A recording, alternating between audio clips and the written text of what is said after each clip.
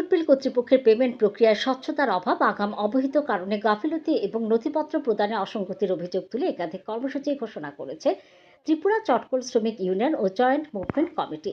শনিবার চুনুদাস স্মৃতি ভবনে আয়োজিত সাংবাদিক সম্মেলনে সংগঠনের পক্ষ থেকে জানানো হয়, হলফনামা দাখিলের পর ফার্স্ট কাম ফার্স্ট সার্ভ পদ্ধতিতে পেমেন্ট শুরু হলেও প্রাপ্য মেটানোর ক্ষেত্রে নানা জটিলতা ও অনিয়ম রয়ে গেছে।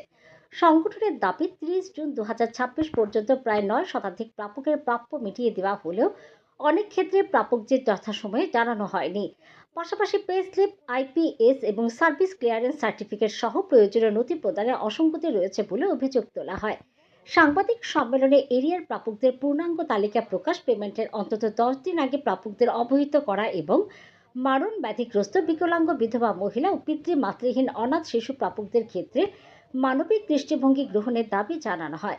এছাড়া আবাসিকদের বসবাসস্থল বিক্রির অর্থ থেকে পূর্ণ প্রাপ্য, gratuity, leave salary, house rent, ছুটি বিক্রির অর্থ এবং পেনশন পুনর্বিন্যাসের বিষয়ে দ্রুত পদক্ষেপের আহ্বান জানানো হয়। সংগঠনের পক্ষ থেকে আরও বলা হয়, সুপ্রিম কোর্ট নির্দেশিত হায়ার পেনশন ও ন্যূনতম পেনশন চালুর ক্ষেত্রে অবিলম্বে কার্যকর ব্যবস্থা নিতে হবে। একই সঙ্গে 1/1/1996 থেকে চতুর্থ বেতন পর্ষদের সুপারিশ অনুযায়ী বর্ধিত বেতন ভাতার ভিত্তিতে পেনশন ডিভিশনের দাবিও তোলা হয়েছে।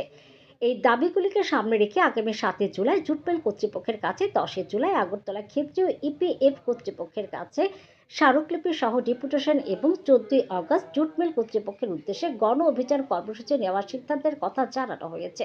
সংগঠনের নেতারা জানান, দাবি পূরণ না হলে আন্দোলন আরও জোরদার করা হবে। টাকা দেওয়ার ক্ষেত্রে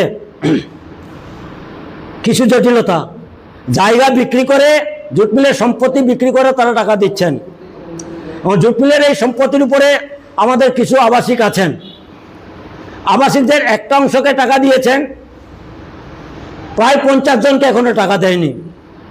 আবাসিকদের যে টাকা দিয়েছেন তার মধ্যে শুধু বেতন ভাতার টাকাটা দিয়েছেন, গ্র্যাচুইটি, লিভ স্যালারি এইগুলি দেওয়া হয় নাই, আইপিএস দেওয়া হয় নাই, ক্লিয়ারেন্স দেওয়া হয় নাই। তো তারা কোয়ার্টার ছাড়বে কেন?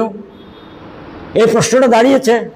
তো আমরা কর্তৃপক্ষকে জানাতে চাই, যারা জুটমিলের কোয়ার্টারে বসবাস করে, আবাসনে যারা আছেন, তাদের পূর্ণাঙ্গ টাকা তাদেরকে পেমেন্ট করতে হবে এবং সঙ্গে সঙ্গে তাদের আইপিএস এবং সার্ভিস ক্লিয়ারেন্স লেটার তাদেরকে দিতে হবে, নচেত এটা বৈধ হবে না।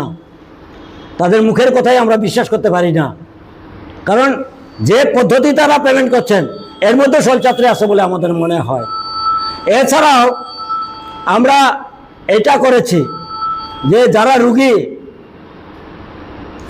ক্যান্সার রুগী আছে, কিডনি ড্যামেজ আছে, লেপ্রোসি আছে, প্যারালাইসিস আছে, হার্টের ডিজিজ আছে, এই সমস্ত প্রায় 112 জনের নামের তালিকা আমরা দিয়েছি।